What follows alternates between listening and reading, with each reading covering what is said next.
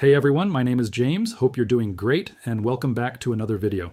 Today we're chatting about problems for Red Bull and Aston Martin during Bahrain testing, plus some news on race starts for Grand Prix.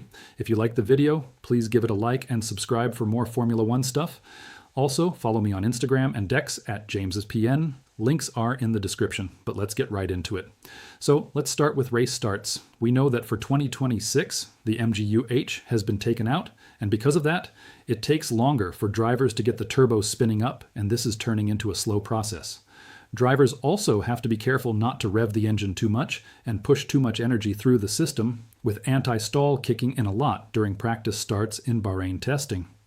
This has made people worry that in the early races at the start, drivers might stall, and the ones behind who can't see could crash into them. It's been talked about a lot that Ferrari might be super good at starts in 2026, and there was a video that popped up on social media. Basically, Hamilton pulled up to do his practice start at the end of the pit lane right in front of a TV camera and spent 22 seconds revving the engine, and it started a big discussion about whether this was a smart move on purpose. While talking during the second test in Bahrain, Hamilton brushed off the worries about starts being risky, and he said, as quoted by Racing News 365, "It's definitely not dangerous. And I think we should probably drop that idea of it being risky just because it's a different way of doing it. It's just a longer way than before. So right now, if they put the 5 lights on, we'd all still be sitting there when the lights go out for a bit longer, but you can still drive off without the turbo fully ready. It's just you'll probably hit anti-stall a couple of times." So I guess anti-stall might be an issue for some people, but I don't think it's dangerous. And interestingly, Max Verstappen also added his thoughts saying, "You should start from the pit lane if you feel unsafe. You'll catch up by turn 4 anyway to the back of the pack." So yeah, Hamilton and Verstappen clearly aren't worried about starts in 2026. And while there was a practice start at the end of the first day of the second test in Bahrain, basically there was a red flag with around 10 minutes left.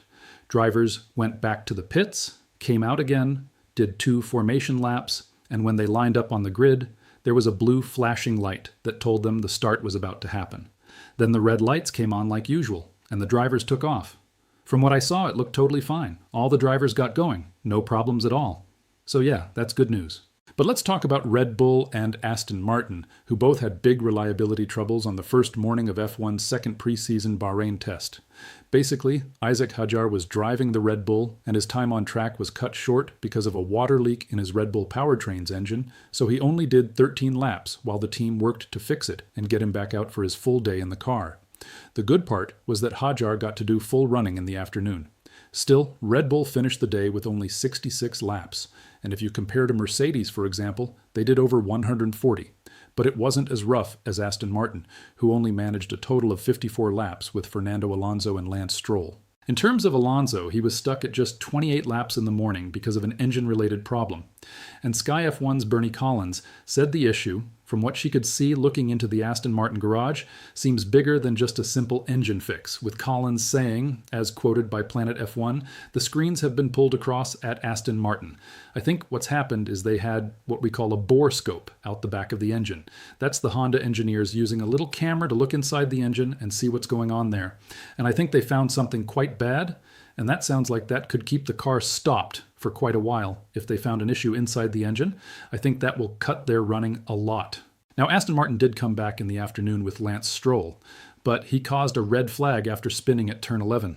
And it's not clear what made Stroll spin. After being gone for a long time, Stroll finally got back on track, but he only managed 26 laps total. So yeah, another day with not much running for Aston Martin.